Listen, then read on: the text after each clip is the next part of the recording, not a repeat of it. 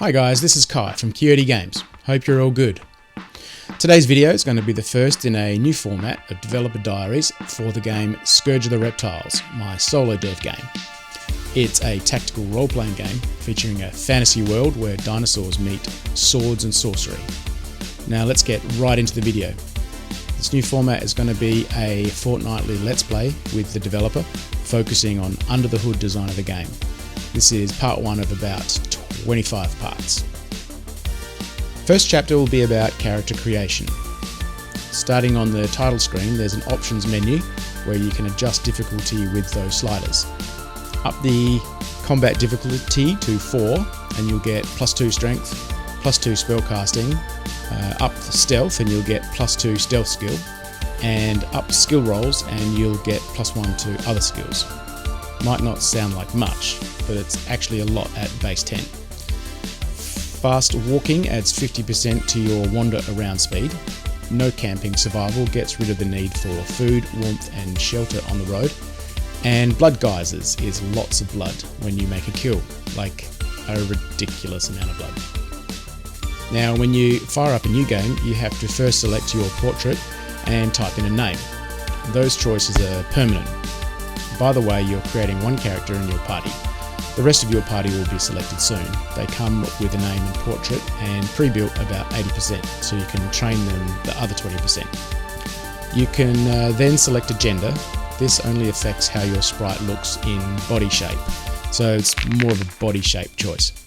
Then you select a character template, which sets up 80 of your 100 character points, mostly in stats. So a warrior gets strength, sorcerer gets intellect, etc. They get some skills and abilities too with that package, enough to kind of understand what the template is going to build up in. But from here on, all of the upgrade choices are manual. Every skill, ability, stat, spell is upgraded by the player using XP, experience points, earned. Finally, you select your skin tone. Believe me, I spent a lot of time working out a solution for this. Old 2D games never had selectable skin tone. It came along in about 2005 with the MMO Guild Wars. I ended up rendering all human body parts pale white and then overlaying the naked parts with simple colours. Hardly authentic, but it's expected these days. We get our first zone pop up here. It's basically a panel that detects your physics collider and reacts by activating. You have to close it if you want to move. Under the hood, the info panel can also be tied to having a quest or quest objective, or it can close an objective. It can fire a scripted animation event like an approaching monster. It can do camera pan outs. It can start a combat when you close it, all sorts of stuff. It's often paired with a dialogue event as it has a large pixel art panel that helps to understand the scene. Some of the static art is generated by Adobe Firefly, some of it is purchased from artists online. You click to move, the cam is focused on you. It's Cinemachine in Unity, it's amazing tech.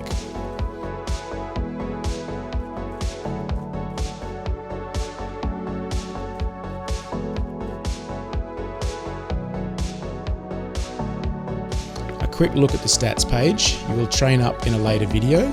Abilities, skills, tricks and spells have their own tabs. They scroll up and down. You can see your raw stats here. Most skills are based on a stat and the points you allocate. There's over 100 skills and about 200 spells. Quick look at the items page. Equipped gear on the left slots and the grid on the right is for items. The backpack has a weight limit, so you've got to have a container to hold more than 100 mina. You can sort, split stacks, use items here, drag to drop them or equip to the correct slots.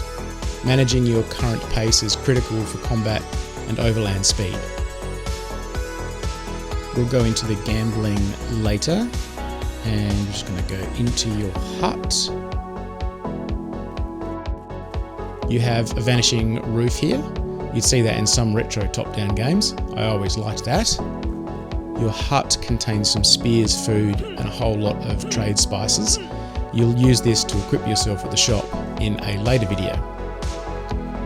When you click on items in your inventory, you can see how much they weigh and cost.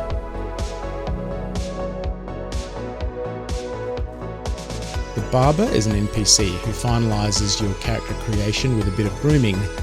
We have a choice of hair colours and haircuts. I've only rendered one haircut right now, but there'll later be about 4. It's interesting that in the early game, before you get helmets, the hair colour can help to identify who is who on the battlefield, along with their weapon and skin tone. You don't want to accidentally put your healer on the front line because they look identical to the warrior.